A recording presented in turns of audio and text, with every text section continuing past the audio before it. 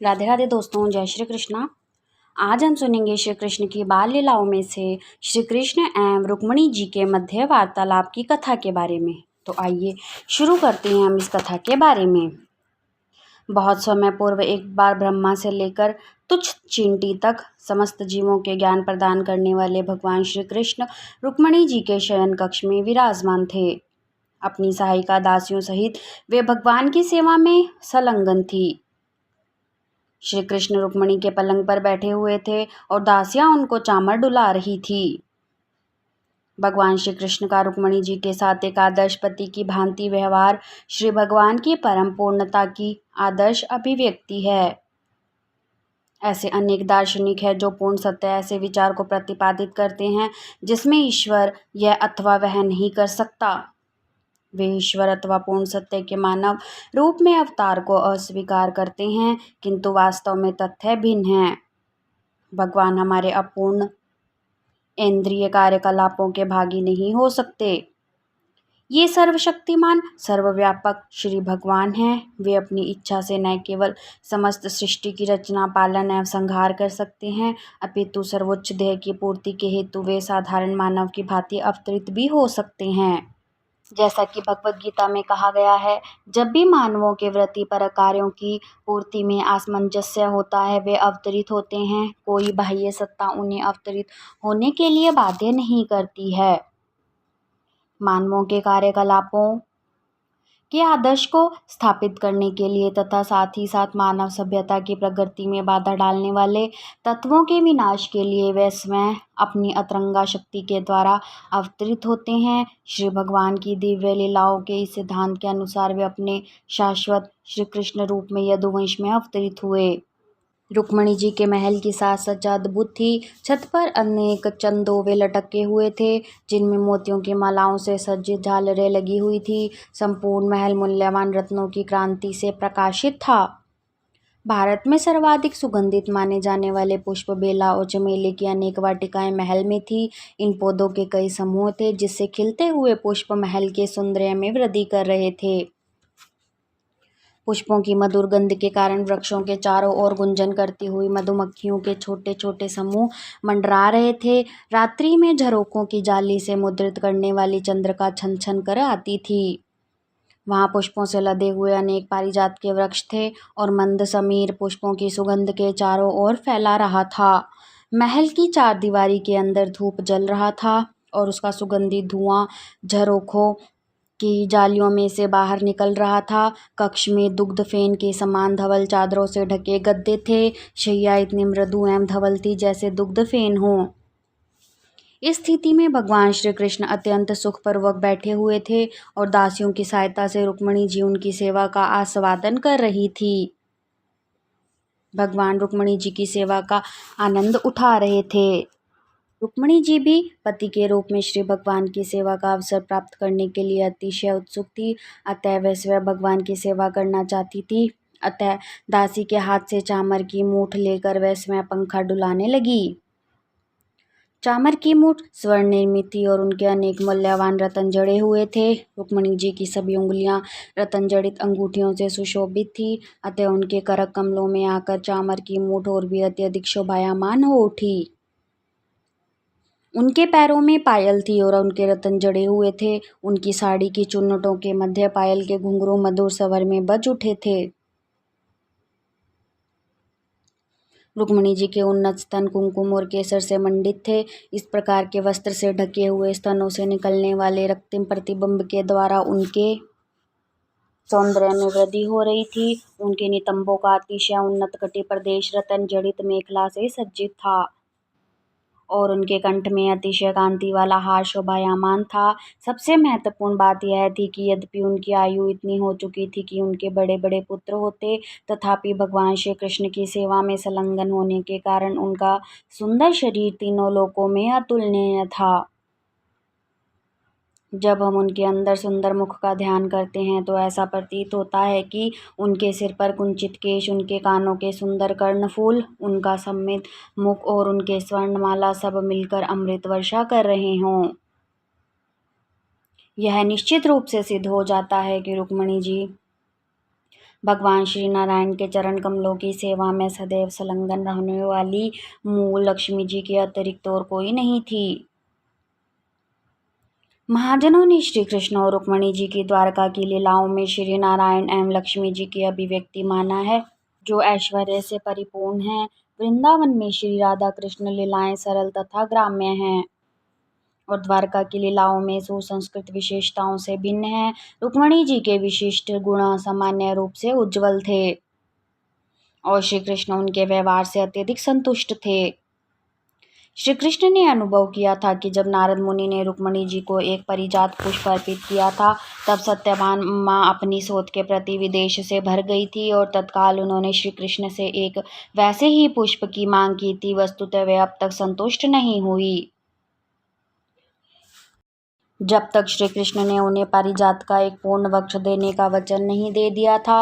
अंततः श्री कृष्ण ने अपना वचन पूरा किया और स्वर्गलोक से वे एक वृक्ष पृथ्वी लोक पर ले आए। इस घटना के उपरांत श्री कृष्ण को आशा थी कि सत्यभामा को पारिजात का एक पूर्ण वृक्ष दिए जाने पर रुक्मणी जी किसी न किसी वस्तु की मांग करेगी, किंतु रुक्मणी जी ने उस घटना की कोई चर्चा नहीं की, क्योंकि वे स्वभावतः गंभीर प्रकृति की थी और अपनी सेवा में ही संतुष्ट थी। श्री कृष्ण उन्हें किंचित रुष्ट देखना चाहते थे, अतएव उन्होंने रुक्मणी जी के सुंदर मुख को रुष्टावस्था में देखने के लिए चाल चली। यद्यपि श्री कृष्ण की 16,100 अधिक रानियां थी,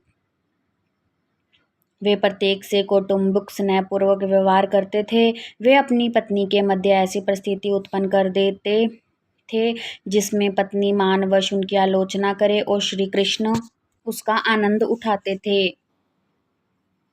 इस मामले में श्री कृष्ण रुक्मणी जी में कोई द्वेष न ढूंढ सके, क्योंकि वे महान थी और सदैव उनकी सेवा में संलग्न रहती थी। अतएव अतिशय प्रेम पूर्वक मुस्कुराते हुए वे उनसे कहने लगे। रुक्मणी जी राजा भीष्मक की पुत्री थी, जो कि एक बलवान राजा थे। अतः श्री कृष्ण ने उन्हें रुक्मणी न कहकर इस बार उन्हें राजकन्या कहकर संबोधित किया। प्रिय राजकन्या, यह कितनी आश्चर्य की बात है कि राजवंशों के अनेक महान सदस्य तुमसे विवाह करना चाहते थे। यद्यपि उनमें से सभी राजा नहीं थे, तथापि सबके पास राजोचित ऐश्वर्य था। विशिष्ट व्यवहार वाले वरदान राजाओं में विख्यात, शारीरिक रूप से सुंदर और व्यक्तिगत रूप से योग्य थे। वे सभी उदार, बलवान तथा प्रत्येक दृष्टि से प्रगतिशील थे। वे किसी भी प्रकार से अयोग्य नहीं थे और सबसे बड़ी बात यह है कि तुम्हारे पिता तथा भाई को इन विवाहों पे कोई आपत्ति नहीं थी। इसके विपरीत उन्होंने शिशुपाल से तुम्हारा विवाह करने का वचन दिया था और इस विवाह को तुम्हारे माता पिता की सहमति प्राप्त थी। शिशुपाल एक महान राजा थे और उसके सौंदर्य के पीछे इतना कामुक तथा उन्मुख था कि यदि तुमसे उसका विवाह हो जाता तो मेरे विचार से वह सदैव तुम्हारा आज्ञाकारी दास बनकर रहता। अनेक व्यक्तिगत गुणों से युक्त शिशुपाल की तुलना में मैं कुछ भी नहीं हूँ। तुम भी स्वयं यह तथ्य समझती होगी। मुझे आश्चर्य है कि तुमने शिशुपाल से विवाह न करके मुझे स्वीकार किया, जो तुलना में शिशुपाल से हीन है। मेरे विचार से मैं पूर्ण रूप से तुम्हारा पति होने के अयोग्य हूँ, क्योंकि तुम इतनी सुंदर, शांत, गंभीर तथा श्रेष्ठ हो। क्या मैं तुमसे वह कारण पूछ सकता हूँ जिसको तुमको मुझे स्वीकार करने को प्रेरित किया? वस्तुतः अब मैं तुम्हें अपनी सुंदर पत्नी कहकर संबोधित कर सकता हूँ, किंतु फिर भी मैं तुम्हें अपने वास्तविक पद से अवगत करा दूं कि मैं तुमसे विवाह करने के लिए इच्छुक उन सभी राजाओं से हीन हूँ। सर्वप्रथम तुम्हें ज्ञात है कि मैं जरासंध से इतना भयभीत था कि मुझे धरती पर निवास करने का साहस नहीं था, और इस प्रकार मैंने सागर के भीतर में इस भवन का निर्माण किया है। यह गुप्त तथ्य लोगों पर प्रकट करने का कार्य मेरा नहीं है, किंतु तुम्हें आवश्यक ज्ञात होना चाहिए कि मैं बहुशूरवीर नहीं हूँ। मैं कायर हूँ और उन लोगों से डरता हूँ। फिर भी मैं सुरक्षित नहीं हूँ, क्योंकि धरती के सभी राजा मुझसे वैर रखते हैं। अनेक प्रकार से उनसे युद्ध करके मैंने स्वयं इस वैर को मोल लिया है। दूसरा दोष यह है कि यद्यपि मैं द्वारका के सिंहासन पर आसीन हूँ, किंतु मेरा इस पर कोई अधिकार नहीं है। अपने मामा कंस को मारकर यद्यपि मुझे एक राज्य की प्राप्ति हुई थी, तथापि वह राज्य मेरे नाना का था, अतः वास्तव में मेरा कोई राज्य नहीं है। इसके अतिरिक्त जीवन में मेरा कोई निश्चित लक्ष्य नहीं है। लोग मुझे भली भांति समझ नहीं पाते। मेरे जीवन का चरम लक्ष्य क्या है? उन्हें भली भांति ज्ञात है कि मैं वृंदावन में एक गोप बालक था। लोगों की अपेक्षा थी कि मैं अपने पिता नंद महाराज के चरण चिन्हों पर चलूंगा और श्रीमती राधा रानी और वृंदावन ग्राम की अन्य सखियों के प्रति सत्यनिष्ठ रहूंगा। किंतु अचानक ही मैंने उन्हें छोड़ दिया। मैं एक प्रसिद्ध राजा बनना चाहता था, फिर भी मुझे न तो राज्य प्राप्त हुआ और न राजा की भांति शासन कर सका। लोगों को मेरे जीवन के चरम लक्ष्य के विषय में भ्रम उत्पन्न हो गया। वे समझ नहीं पाते कि मैं गोप बालक हूँ अथवा एक राजकुमार। मैं नंद महाराज का पुत्र हूँ अथवा वसुदेव जी का। जीवन में मेरा कोई निश्चित लक्ष्य न होने के कारण लोग मुझे घुमक्कड़ कह सकते हैं। अतः मैं चकित हूँ कि तुमने एक ऐसा घुमक्कड़ पति किस प्रकार चुना। इसके अतिरिक्त सामाजिक शिष्टाचार में मैं भी पटु नहीं हूँ। एक व्यक्ति को एक पत्नी ने संतुष्ट रहना चाहिए, किंतु तुम देख रही हो कि मैंने अनेक विवाह किए हैं और मेरी 16,000 से भी अधिक पत्नियां हैं। एक निपुण पति की भांति मैं उन सबको प्रसन्न नहीं रख सकता हूँ। उसके साथ मेरा व्यवहार बहुत अच्छा नहीं है और तुम्हें इस बात का भली भांति ज्ञान है। कभी कभी मैं अपनी पत्नियों के साथ ऐसी स्थिति ला देता हूँ जो सुखदायक नहीं होती है। बचपन में मेरी शिक्षाएं गांव में होने के कारण मैं नगरीय जीवन के शिष्टाचारों से भली भांति परिचित नहीं हूँ। सुंदर शब्दों तथा व्यवहार से पत्नी को प्रसन्न करने की कला मुझे ज्ञात नहीं है। व्यवहारिक अनुभव से ज्ञात होता है कि मेरे मार्ग का अनुसरण करने वाली अथवा मुझ पर अनुरक्त होने वाली सभी स्त्री को अंततः जीवन भर रोना पड़ता है। वृंदावन में अनेक गोपियाँ मेरे वियोग में केवल रोती रहती हैं। मैंने अक्रूर जी तथा उद्धव जी से सुना है, मेरे वृंदावन छोड़ने के से बाद से मेरे सभी ग्वाल बाल सखा गोपियाँ और राधा रानी और मेरे पिता नंद महाराज निरंतर मेरे लिए रो रहे हैं। मैंने वृंदावन को सदैव के लिए त्याग दिया है और अब द्वारका में रानियों के साथ व्यस्त हूँ, किंतु तुम में से किसी के साथ मेरा व्यवहार अच्छा नहीं है। अतएव तुम अच्छी तरह समझ सकती हो कि मेरे चरित्र में कोई दृढ़ता नहीं है। मैं एक अति विश्वास योग्य पति नहीं हूँ। मेरी ओर आकर्षित होने वाले को अंततः मात्र विछोह का जीवन प्राप्त होता है।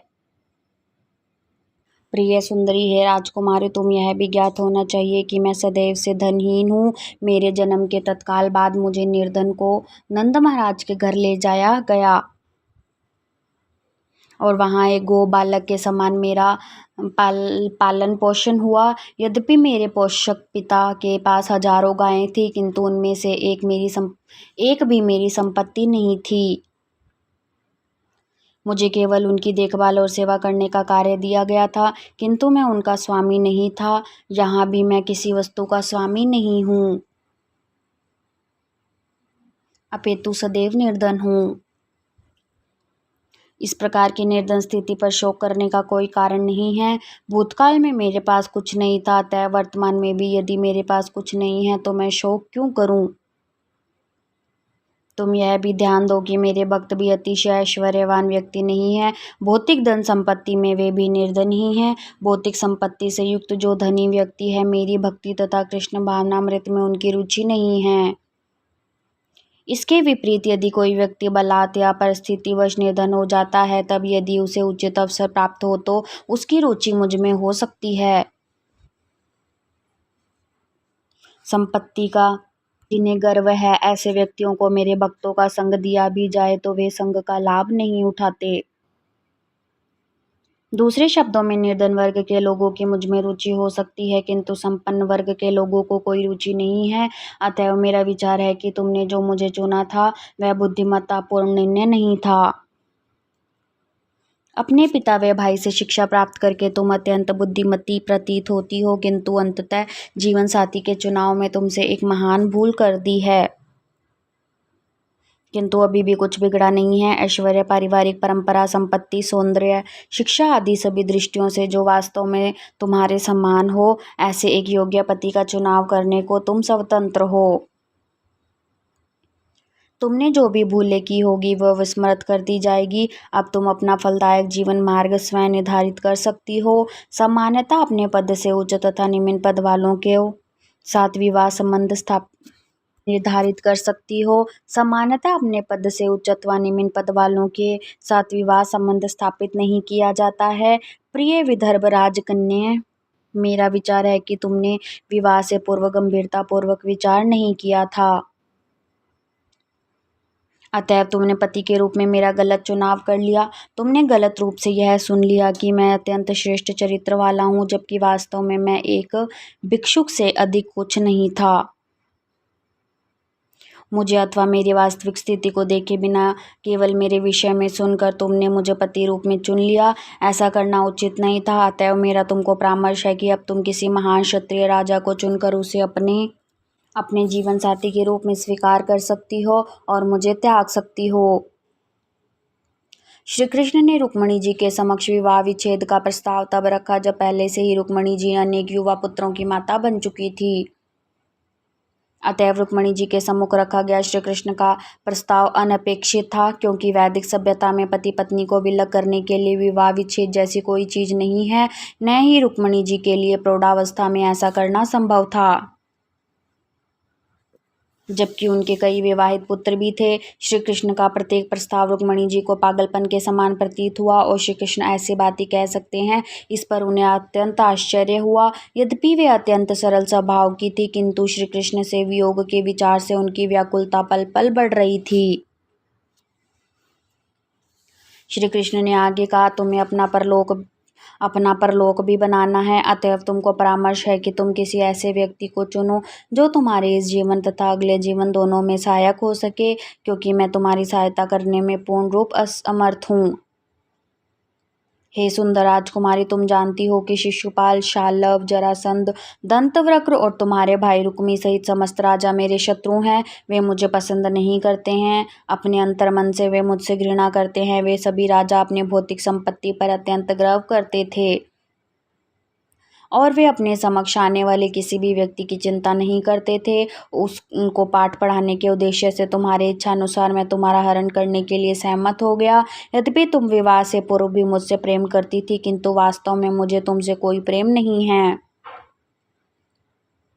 जैसा मैंने पहले ही स्पष्ट कर दिया है, पारिवारिक जीवन अथवा पति पत्नी के मध्य प्रेम में कोई विशेष रुचि नहीं है। पारिवारिक जीवन, पत्नी, संतान, घर अथवा ऐश्वर्य के प्रति स्वभाव से मेरी ये विशेष रुचि नहीं है। जिस प्रकार मेरे भक्त सदैव इन भौतिक संपत्तियों के प्रति उदासीन रहते हैं, मैं भी वैसा ही हूँ। वास्तव में मुझे आत्म साक्षात्कार में रुचि है, क्योंकि वह मुझे सुख देता है, पारिवारिक जीवन नहीं। इस प्रकार कहने के पश्चात भगवान श्री कृष्ण अचानक मौन हो गए। महान अधिकारी सुखदेव गोस्वामी कहते हैं कि लगभग सदैव ही श्री कृष्ण अपना समय रुक्मणी जी के साथ व्यतीत करते थे। रुक्मणी जी को इस बात का किंचित गर्व था कि वे इतनी भाग्यशालीन हैं कि श्री कृष्ण क्षण भर भी उनसे दूर नहीं रहते हैं। किंतु श्री कृष्ण को अपने किसी भी भक्त का गर्वित होना अच्छा नहीं लगता है। जैसे ही कोई भक्त गर्वित हो जाता है, वैसे ही भगवान किसी न किसी विधि से उसका गर्व खंडित कर देते हैं। इस उदाहरण में भी श्री कृष्ण ने बहुत सी ऐसी बातें कही जिनका सुनना रुक्मणी जी को अप्रिय लगा। वे केवल यही निष्कर्ष निकाल सकी कि यद्यपि उन्हें अपने पद पर गर्व है, तथापि श्री कृष्ण किसी भी क्षण उनसे वियुक्त हो सकते हैं। रुक्मणी जी को ज्ञात था कि उनके पति सामान्य मानव नहीं हैं। वे तीनों लोकों के स्वामी श्री भगवान थे। वे जिस भांति बोल रहे थे, उससे रुक्मणी जी के भगवान के वियोग का भय होने लगा था, क्योंकि इससे पूर्व उन्होंने श्री कृष्ण से ऐसे कठोर वचन कभी नहीं सुने थे। इस प्रकार वे वियोग के भय से चिंतित हो उठी और उनके हृदय गति तीव्र हो उठी। श्री कृष्ण के एक भी शब्द का उत्तर दिए बिना वे अत्यंत दुख से केवल रोने लगी, जैसे वह दुख के सागर में डूब रही हो। वे निःशब्द अपने पैरों के नाखूनों से धरती को रेदने लगी। उनके पैरों के नाखूनों का रक्तिम प्रतिबिंब धरती पर पड़ रहा था। उनके नयनों से बहने वाले अश्रु गुलाबी थे और उनकी पलकों का अंजन धुल गया था। अश्रु उसके सतनों पर कुमकुम व केसर को बहाते हुए नीचे गिर रहे थे। अत्यंत दुख से उनका कंठ अवरुद्ध हो गया था और एक शब्द कहने में असमर्थ वह सिर झुकाकर छड़ी की भांति खड़ी रह गई। अत्यंत दुग्ध भय और शोक के कारण उनके समस्त तर्क शक्ति लुप्त हो गई। वे इतनी शक्तिहीन हो गई, तत्काल इतना भार कम हो गया कि उनकी कलाई की चूड़ियां ढीली हो गई। जिस चामर से वे श्री कृष्ण को हवा कर रही थी वह तत्काल उनके हाथ से गिर पड़ा। उनका मस्तिष्क एवं स्मृति भ्रमित हो गई और वे चेतनाहीन हो गई। उनके सुंदर की सुंदर केश सज्जा खुल गई और उनके केश इधर उधर बिखर गए। आंधी से कटे हुए केले के वृक्ष की भांति वे सीधे गिर पड़ी। भगवान श्री कृष्ण तत्काल समझ गए कि रुक्मिणी जी ने उनके शब्दों को विनोद के रूप में नहीं ग्रहण किया। रुक्मिणी जी ने श्री कृष्ण के शब्दों को अत्यंत गंभीरता से ले लिया था और उनके आसन वियोग के अतीव दुख में वे इस तरह गिर पड़ी थी। भगवान श्री कृष्ण अपने भक्तों के प्रति स्वाभाविक रूप से अत्यधिक स्नेह रखते हैं। रुक्मिणी जी की इसी दशा को देखकर उनका हृदय तत्क्षण द्रवित हो गया। वे तत्काल रुक्मिणी जी पर दयालु हो गए। श्री कृष्ण तथा रुक्मिणी जी का संबंध लक्ष्मी नारायण के संबंध जैसा है। अतएव श्री कृष्ण रुक्मिणी के सम्मुख अपने चतुर्भुज नारायण के रूप में प्रकट हुए। वे पलंग से उतर आए और रुक्मिणी जी का हाथ पकड़कर उन्हें उठाया। अपने शीतल हाथों को उनके भीगे मुख पर रखकर उनके बिखरे हुए केश संवार दिए। रुक्मिणी जी के भीगे स्तन को भगवान श्री कृष्ण ने अपने हाथ से सुखाया। अपने प्रति रुक्मिणी जी के प्रेम की गंभीरता को समझते हुए श्री कृष्ण उन्हें अपनी छाती से लगा लिया। किसी को समझाने के लिए किसी भाव को भक्ति पूर्वक प्रस्तुति करने में श्री भगवान अत्यंत कुशल हैं। इस प्रकार उन्होंने पहले जो भी कुछ कहा था उससे मुस्कुराने का प्रयास किया। भक्तों के वे एकमात्र आश्रय हैं, अतएव अपने शुद्ध भक्तों को संतुष्ट करने की कला उन्हें भली भांति ज्ञात है। श्री कृष्ण समझ गए कि विनोदपूर्वक ढंग से उन्होंने जो कहा था उसे रुक्मिणी जी समझ नहीं सकी थी। उनके भ्रम का निवारण करने के लिए श्री कृष्ण ने पुनः निम्न प्रकार से कहना प्रारंभ किया। हे विदर्भ राजपुत्री, प्रिय रुक्मिणी, तुम मेरे कहने का गलत अर्थ न लगाओ। मेरे प्रति इस प्रकार अकृपालु न बनो। मुझे ज्ञात है कि तुम सच्चे रूप में और गंभीरता से मुझ पर आसक्त हो। तुम मेरी शाश्वत संगिनी हो। जिन बातों से तुम इतनी प्रभावित हो गई हो वे वास्तव में तथ्य नहीं हैं। मैं तुम्हें किंचित रुष्ट करना चाहता था और मुझे अपेक्षा थी कि तुम इन विनोदपूर्ण शब्दों का प्रत्युत्तर दोगी। दुर्भाग्यवश तुमने उन्हें गंभीरता से ले लिया। मुझे इस बात का अत्यंत खेद है। मुझे आशा थी कि मेरा कथन सुनकर क्रोध से तुम्हारे लाल अधर फड़क उठेंगे और तुम उनके शब्दों में मेरी भर्त्सना करोगी। हे प्रेम की पूर्णता, मुझे यह आशा नहीं थी कि तुम मेरी ऐसी दशा हो जाएगी। मुझे आशा थी कि तुम प्रतिक्रिया स्वरूप अपने मुलमुलाते नेत्र मुझ पर डालोगी और इस प्रकार मैं तुम्हारे सुंदर मुख की क्रोधपूर्ण मुद्रा के दर्शन कर सकूंगा। प्रिय सुंदरी भार्या, तुम ज्ञात है कि हम एक गृहस्थ हैं। हम सदैव गृहस्थी के नानाविध कार्यों में व्यस्त रहते हैं। अतएव हम ऐसे समय की प्रतीक्षा करती हैं जब ऐसे परस्पर विनोदपूर्ण शब्दों का आनंद उठा सकें। गृहस्थ जीवन में वही हमारा परम आमोद प्रमोद है। वास्तव में गृहस्थ समस्त दिन रात कठोर श्रम करते हैं, किंतु जैसे ही पति पत्नी एक साथ मिलते हैं उनके पूरे दिन के श्रम की थकान दूर हो जाती है और वे अनेक प्रकार से जीवन का आनंद उठाते हैं। भगवान श्री कृष्ण स्वयं को एक सामान्य गृहस्थ की भांति प्रदर्शित करना चाहते हैं जो पत्नी से विनोदपूर्ण वार्तालाप करके प्रसन्न होता है। अतएव उन्होंने बारंबार रुक्मिणी से विनती की कि वे शब्दों को गंभीरता से न लें। इसी रीति से भगवान श्री कृष्ण ने अपने मधुर वचनों से रुक्मिणी जी को शांत कर दिया और इसके पश्चात वे समझ गई कि श्री कृष्ण ने पहले जो कुछ कहा था उसका तात्पर्य वह नहीं था। वे शब्द श्री कृष्ण और रुक्मिणी जी के मध्य कुछ विनोदपूर्व आनंद लाने के लिए कहे गए थे। अतः वे श्री कृष्ण के शब्दों को सुनकर शांत हो गई। धीरे धीरे भगवान से वियोग के समस्त भय से वे मुक्त हो गई और उनके मुख पर स्वाभाविक मुस्कान आ गई। वे भगवान के मुख को और अत्यंत प्रसन्नता पूर्वक देखने लगी। उन्होंने कहा, प्रिय कमल लोचन भगवन, आपका यह कथन कि हमारी जोड़ी उपयुक्त नहीं है पूर्ण रूप से सत्य है। आपके बराबर के स्तर तक पहुंचना संभव नहीं, क्योंकि आप समस्त गुणों के सागर अनंत श्री भगवान हैं। मैं आपके योग्य जीवन संगिनी किस प्रकार हो सकती हूँ। आप समस्त महानता के स्वामी हैं, तीनों गुणों के नियंता और ब्रह्मा एवं शिव जी जैसे महान देवताओं के उपास्य हैं। आपके साथ मेरी तुलना की तो कोई संभावना ही नहीं। जहाँ तक मेरा संबंध है, मैं भौतिक प्रकृति के तीनों गुणों की उपज हूँ। भौतिक प्रकृति के तीनों गुण भक्ति की प्रगति के मार्ग में बाधक है। मैं कब और कहाँ आपकी योग्य पत्नी हो सकती हूँ? प्रिय पतिदेव, आपने यह भी सत्य ही कहा है कि अन्य राजाओं से भयभीत होकर अपने सागर के जल में आश्रय लिया है, किंतु इस भौतिक जगत का राजा कौन है? मेरे विचार में तथाकथित राज परिवार भौतिक जगत के राजा नहीं है। प्रकृति के तीनों गुण ही भौतिक जगत के राजा हैं। इस भौतिक जगत के वास्तविक शासक वही हैं। आप प्रत्येक प्राणी के हृदय के अंतःस्थल में निवास करते हैं, जहाँ प्रकृति के तीनों गुणों के स्पर्श से आप पूर्णतः उदासीन रहते हैं और इस विषय में लेश मात्र भी संदेह नहीं है। और इसी के साथ हमारी ये अध्याय की आधी कथा पूर्ण हुई और इसके आगे की कथा हम अगले अध्याय में सुनेंगे। और आप लोगों को हमारी ये कथा कैसी लगी, आप लोग हमें कमेंट करके ज़रूर बताएं। और आगे के अध्याय को सुनने के लिए हमारे चैनल को लाइक करें, शेयर करें और सब्सक्राइब करें। राधे राधे, जय श्री कृष्णा।